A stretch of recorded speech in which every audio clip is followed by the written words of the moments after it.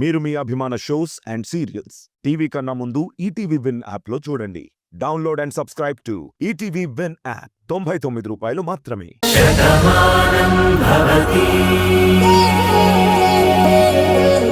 పందిరాట అలా పడిపోవటం, బామ్మకిలా జరగటం ఎందుకు నాకు భయంగా అనిపిస్తోంది. అందుకే వాయిదా వేస్తే మంచిదని నేను అనుకుంటున్నాను. ఇక చాలు.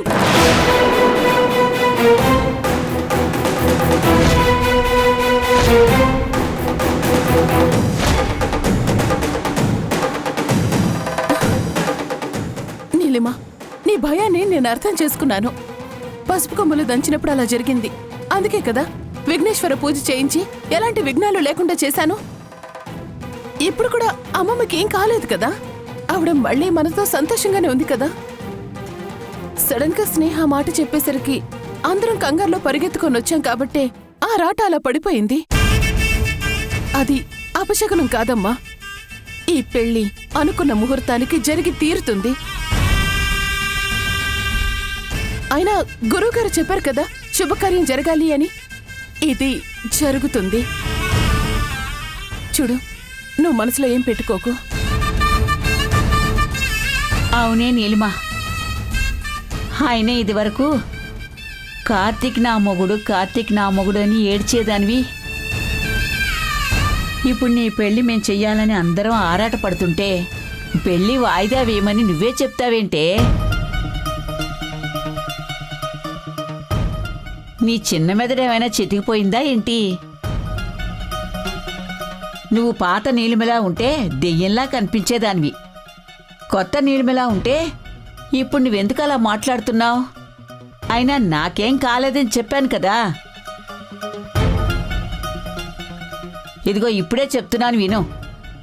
నీ కడుపు పండే వరకు, నీ కడుపులో మా ఆయన పుట్టే వరకు, ఆయన్ని నేను చూసే వరకు ఈ కన్ను మూత పడదు. కాబట్టి అనుకున్న పెళ్లి అనుకున్నట్టే జరిగి తీరుతుంది.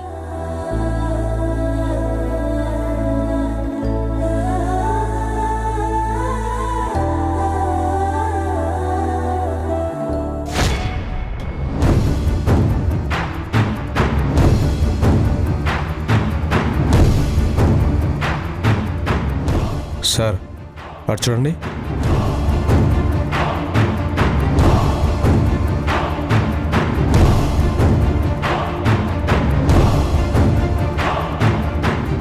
చూసావా, మనల్ని చూసి కూడా పట్టించుకోకుండా వెళ్తుంది. అవును సార్, ఇన్ని రోజులు మనం పని మీద ఊరెళ్ళాం కదా, మళ్ళీ దీనికి ధైర్యం వచ్చినట్టుంది. ఎక్కడో జాబ్ కుదిరినట్టుంది. అంటే ఏంటి, దాన్ని ఇంకా మనం ఏం చేయలేమా? అలా వదిలేద్దామా? అందరి ముందు నా చెంప మీద కొట్టింది సార్. అలాంటి దాన్ని బతుకు మీద దెబ్బ కొట్టకుండా నేనెలా వదిలేస్తాను? పదండి వెళ్దాం.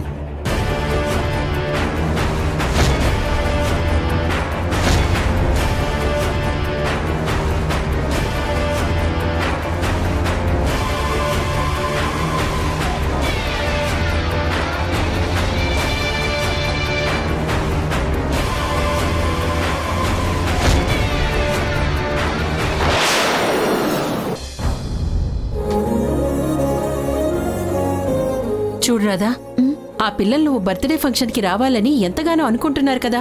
మరి అలాంటప్పుడు నువ్వు వెళ్ళకపోతే వాళ్ళెంత బాధపడతారు చెప్పు. నాకు వెళ్ళాలనుంది, కానీ మురారి గారు ఇంటి బయట కూడా వెళ్ళొద్దన్నారు కదా. ఎలా ఎలా వెళ్ళమంటారు? నా తమ్ముడు అలాగే చెప్తాడు. నీకు ఏం జరుగుతుందో అని వాడు భయపడిపోతున్నాడు. పైగా ఈ ఊర్లో ఊరంతా మనకు కాపలా ఉండగా ఏం జరుగుతుంది చెప్పు. ఆ రుద్రప్పెక్కడో ఊరవతల దాక్కున్నాడు. వాడేమైనా ఊర్లోకి రాగలడా? నువ్వేమైనా ఊరి పొలిమేరం దాటుతున్నావా? నిజమే, కానీ గుమ్మం కూడా దాటొద్దని మురారి గారు చెప్పాక ఇలా బయటకు వెళ్ళడం మంచిది కాదు. అందుకే వెళ్ళను. నేను కాదన్ను రాధా, కాని ఒకటి గుర్తుపెట్టుకో. ఆ పిల్లల్ని ఊరు నుంచి ఎవరో ఎత్తుకుపోయినప్పుడు నువ్వే వాళ్ళని కాపాడి తీసుకొచ్చావు. వాళ్ళు నిన్ను వదినా అంటూ ఎంత అభిమానంగా చూసుకుంటున్నారు. మనల్ని అభిమానించే వాళ్ళ దగ్గరికి మనం వెళ్లాలని గతంలో నువ్వే చెప్పేదానివి. మరిప్పుడు నీ గురించి అంతలా ఆలోచిస్తున్న వాళ్ళ దగ్గరికి నువ్విలా వెళ్ళను అనటం భావ్యమా చెప్పు? ఏటమ్మగారు అంతలా చెప్తున్నారు? అయినా రాధమ్మగారు అన్న దాంట్లో తప్పేముంది చెప్పండి? మురారిబాబు గారు మాట అంటే శాసనంతో సమానం కదా. అందుకే ఆ తల్లి ఎల్లను అంటుంది. మీరెందుకు బలవంతం చేస్తారు? కాఫీ తీసుకోండి.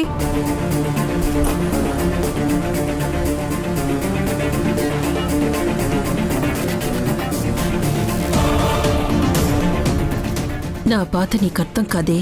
ఇది బయటికి వెళ్తేనే కదా దీన్ని పైకి పంపించేది. ఇది ఇంట్లో ఉంటే నేను ఇంటి నుంచి ఎప్పుడు బయటికి వెళ్లే పరిస్థితి వస్తుంది అని నేను భయపడుతున్నాను. ఆ బకెట్లు ఏంటమ్మా? అవి ఆరబెట్టాల్సిన బట్టలు ఇప్పుడు ఆరేస్తాను. భలేటోరే, మీరిట్టాటి పనులన్నీ చెప్తే మురారిబాబు గారు నన్ను తిడతారు. అయినా నేనున్నాను కదా, నాకు చెప్తే సరిపోద్ది కదా.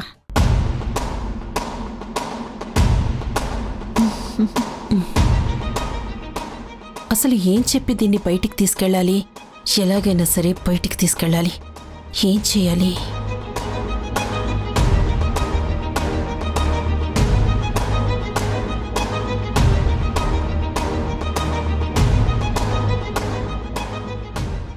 బాబాయ్, ముందు మీరు ఈ మజ్జిగ తాగండి. నువ్వెందుకు తీసుకొచ్చావు అమ్మా? జ్యోతి ఉంది కదా. పాపం జ్యోతి మాత్రం ఎన్ని పనులను చేస్తుంది బాబాయ్. అయినా మీరందరూ మా కోసం ఎండలో ఇంటి చుట్టూ కాపలా కాస్తున్నారు. మీకీ మాత్రం కూడా చేయకపోతే ఎలా? ఎంత మాటమ్మా! ఈ ఇల్లంటే మాకు అమ్మవారి గుడితో సమానం. ఈ ఇంట్లో వాళ్ళందరూ మా గురించే ఆలోచిస్తారు. రాధమ్మ ఈ ఊరు బాగు గురించే ఆలోచించేది. అందరి ముందు మంచిగా ఉండే రుద్రప్ప నిజస్వరూపం నా తల్లి బయట పెట్టిందమ్మా. మరి ఆ అమ్మ ప్రమాదంలో ఉందంటే కాపలా కాయకుండా ఎలా ఉండగలం అమ్మా? నిజమే బాబాయ్, రాధ ఈ ఊరు గురించి చాలా చేసింది. అందరూ బాగుండాలని ఎప్పుడూ కోరుకుంటుంది. అలాంటి తనకి ఎలాంటి ప్రమాదం రాకూడదు.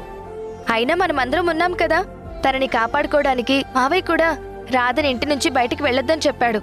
తను గుమ్మం దాటదు. మిమ్మల్ని దాటుకుని గుమ్మంలోకి ఎవరూ అడుగు పెట్టరు. ఇంకా భయపడ్డానికి ఏముంది బాబాయ్. సరే, మీరిద్దరూ మజ్జిగ తాగండి. అలాగేనమ్మా. చూసావా అమ్మా, రాధమ్మ గురించి అందరూ ఎంత ప్రేమ చూపిస్తున్నారో. ఆ తల్లికేమి కాకూడదని అందరూ కోరుకుంటున్నారు. ఒకరికి మంచి చేస్తే ఎప్పుడూ మంచే జరుగుతుందని రాధ నిరూపించింది జ్యోతి. బాగా చెప్పారమ్మా. లేకపోతే ఇది వరకు రాధమ్మ మీద ఒంటికాలు మీద లేచే మీ అమ్మగారు కూడా ఇప్పుడు ఆ తల్లి మీద ఎంత ప్రేమ చూపిస్తుంది. పాపం రాధమ్మని బయటికి తీసుకెళ్లాలని ఎంతగానో ప్రయత్నిస్తుంది. ఏంటి జ్యోతి నువ్వనేది? రాధని బయటికి తీసుకెళ్తానన్నాడువేంటి? ఆమె తప్పేం లేదమ్మా. ఊళ్ళో ఆ పిల్ల పుట్టినరోజుంది కదా, పాపం రాధమ్మ రావాలని ఎంతగానో అనుకున్నారు. వాళ్ళు అనుకుంటే అనుకున్నారు కానీ రాధ ఇంట్లోంచి బయటికి వెళ్తే ఎంత ప్రమాదమో మనకు తెలుసు కదా. అందుకేగా మావయ్య ఇంటి ముందు గీత కూడా గీసి ఆ గీత ఎవరు దాటొద్దు అని చెప్పింది. నిజమేనమ్మా. కానీ మీ అమ్మగారికి ప్రేమ వచ్చినా కోపం వచ్చినా తట్టుకోలేం కదా. కోపం వస్తే అరిచి చంపేస్తుంది, ప్రేమ వస్తే అభిమానంతో చంపేస్తుంది.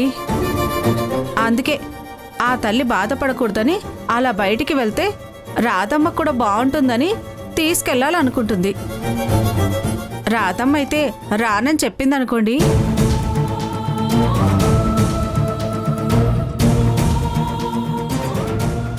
ఏది వచ్చినా ఇంట్లో నుంచి ఎవరూ కాలు బయట పెట్టకూడదు అని అందరం అనుకున్నాం.